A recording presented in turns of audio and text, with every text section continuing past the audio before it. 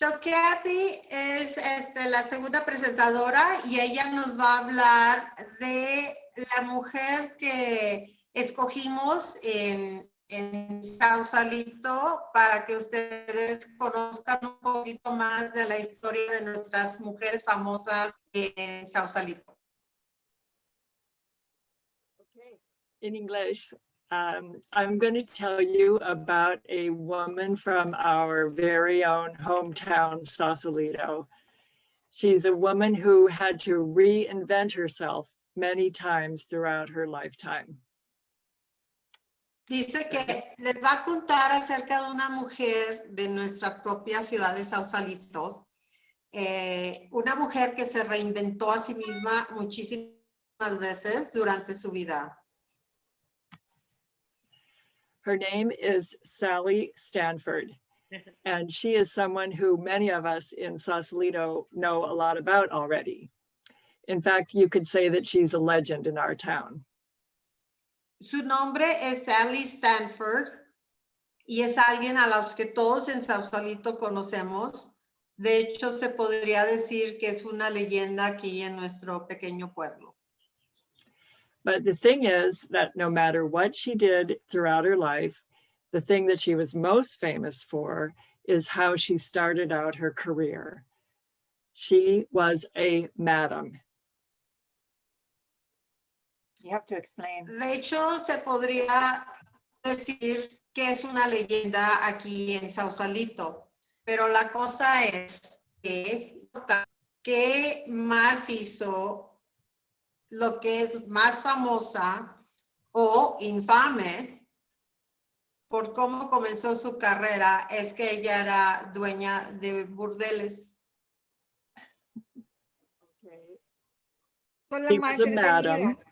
She was a madam. She had several bordellos in San Francisco from the 1920s through the 1940s. Ella fue dueña de varios burdeles muy exitosos en San Francisco en la década de 1920 hasta 1940. So why on earth would we choose a madam to tell you all about for this special International Women's Day? Y se preguntarán, ¿por qué elegimos a una señora como esa para nuestra presentación de hoy? Well, first of all, she is almost synonymous with Sausalito, but it's not just that. In fact, Sally Stanford was a strong, independent, and self-made woman, and she was a survivor. And when I'm done telling you about her, that's what I want you to remember more. Primero que nada, ella casi es un sinónimo de Sausalito, pero no es solamente eso. De hecho, Sally Stanford era una superviviente, fuerte, independiente, hecha a sí misma. Después de que se termine de contar la historia sobre ella, esas son las cosas que Cathy quiere que recuerden de ella. So Sally came from a really hard background. And interestingly, just like Gabrielle Mistral, her family was very poor. She was born in 1903, and she had a different name also. Her name when she was born was Mabel Janice Busby. Brenda. Sally procedía de un entorno muy duro. Nació en 1903 de una familia muy, muy pobre. Su nombre entonces era Mabel Janice Busby. See, things were so bad that poor little Mabel had to drop out of school in the 3rd grade to get a job and help her family. And it's no wonder that by the age of 17, she was already on her 2nd husband and she landed in jail. Oh my. She was caught for fraud for using a stolen check. Las cosas estaban tan mal para Mabel que tuvo que dejar la escuela en 3er grado. para ayudar a sostener a su familia y ganarse la vida. No es de extrañar que a los 17 años la pobre ya iba a su segundo esposo, cuando terminó en la cárcel por fraude. La sorprendieron usando un cheque robado. So not a lot is known about Sally as a very young woman. And she, even though she came from a similar background as Gabrielle, she obviously took a very different path in her life. She made it to San Francisco in her early 20s, and she was calling herself Sally by then. She changed her name a lot during her lifetime. No se sabe mucho acerca de su vida cuando era joven. Lo que sí se sabe es de que se mudó a San Francisco a los 20 años y para entonces ya se hacía llamar Sally. Como Gabriela Mistral tienen comienzos muy similares de un pueblo chico, educación limitada, muy pobres, pero Sally tomó una dirección completamente opuesta a la de Gabriela. Sí. Okay, well, she and her various husbands, she had a total of 6 husbands altogether. Wow. They did what they could to survive. And that at the time was bootlegging, which means that they were buying and selling liquor at a time when it was illegal during prohibition. Entonces en San Francisco, ella llegó y comenzó con sus, pasó por 6 maridos, compraban y vendían licor legalmente en la época de la prohibición, cuando era ilegal. She also ran a speakeasy, which was an illegal place to buy and sell liquor. And, but that is exactly where she learned how to be a businesswoman. También, aparte de vender el licor ilegalmente en la época de la prohibición, también abrieron lo que eran bares clandestinos, en donde tocaban música, tomaban, obviamente vendían el licor ilegalmente, pero esa época en su vida también le ayudó a aprender a cómo ser una emprendedora o una mujer de negocios. I mentioned at the start that she ran several successful bordellos. Hers, in fact, were the finest establishments in San Francisco. She only catered to the highest clientele. In fact, rumors have it that famous Hollywood celebrities like Frank Sinatra and Humphrey Bogart visited her bordellos. Cathy también mencionó al principio que sus bordeles eran de una clientela muy alta, era lo mejor de lo mejor en San Francisco. De hecho, se rumora que gente de Hollywood o gente importante iba a visitarlos, como Frank Sinatra o Humphrey Bogart, eran parte de sus clientes. So that was then. By 1950, she decided that it was time to reinvent herself again. And she traveled across the Golden Gate Bridge and came to Sausalito. She was done with all of her marriages by then. And she bought the Valhalla Inn. And while Brenda's telling you about that, I'm going to get it up on screen. Okay. Esto fue acuérdense, entre 1920 y 1940. En 1950, Sally decidió reinventarse de nuevo y cruzó el Golden Gate, el puente de Golden Gate a nuestra hermosa ciudad de Sausalito. Para entonces ella ya se había divorciado de todos sus maridos, ya había terminado definitivamente con el matrimonio. Llegó a Sausalito y compró el Valhalla Inn, que era un restaurante y bar ubicado en el Paseo Marítimo. Es el Collage Valhalla número 3, ese es el que ustedes lo han visto desde la carta. Se puede ver, me imagino que ya lo conocen, ¿no? Sí. So during the 1950s and the 1960s, her inn attracted what we call hipsters, artists, politicians, and of course, Hollywood celebrities.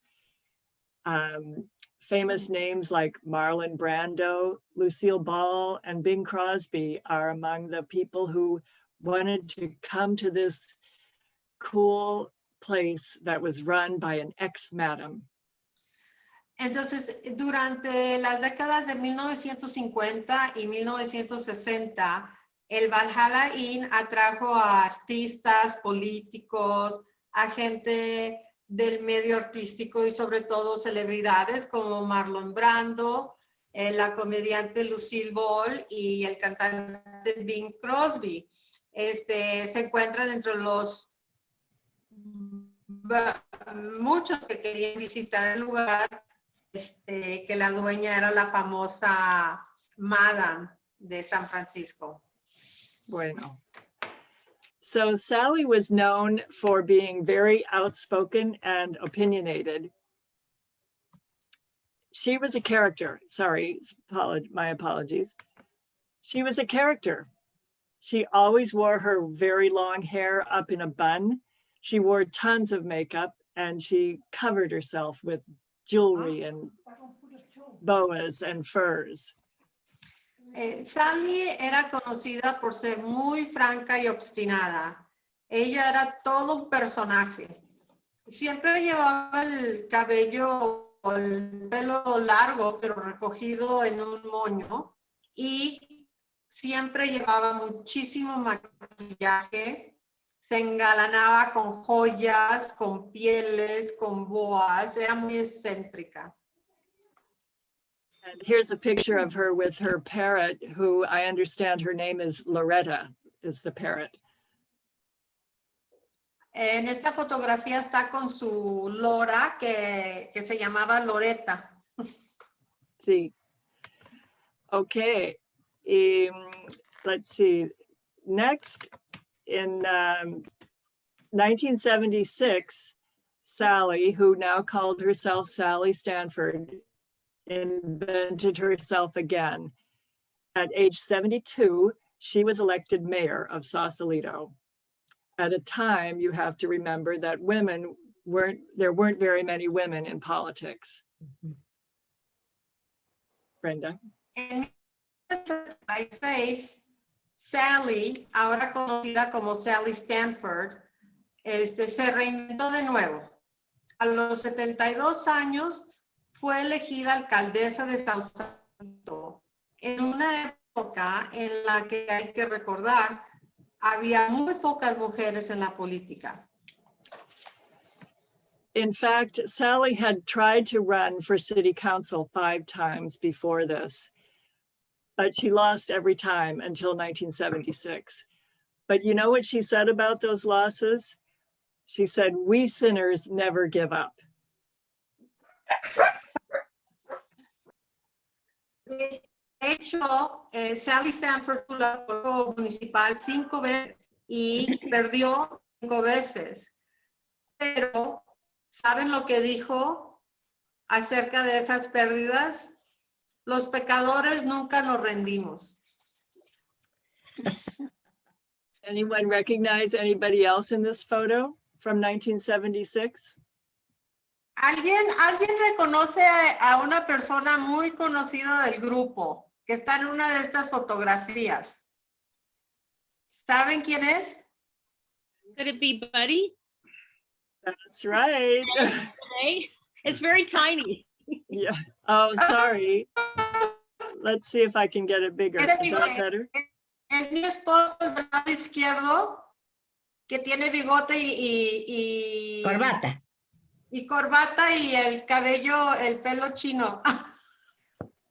Cathy, select it in behind because we can only see your whole screen. If you select this one behind, I think we can all see it better. Is Say that that also again. Peter Van Meter? Peter Van Meter. That's true, but Jan, could you repeat that? Sorry, I didn't hear what you said. I think right now we see your whole screen with all 8 pictures. Oh You dear. have to go, so you share screen and then you go to a screen and you pick this one. And That's say what I share. thought I did. Sorry. Okay. I'm Would going I to try would- again. Yeah. Let me start over because that is a good photo. Is that any better? Now pick Yeah. that picture. I There. just did. Perfect. Ah, yes. So There we it's go. Brenda, oh, that's Oh, Brenda DeBruyn. Here. Wow. Here's Sally. Oh, and Robin Sweeney.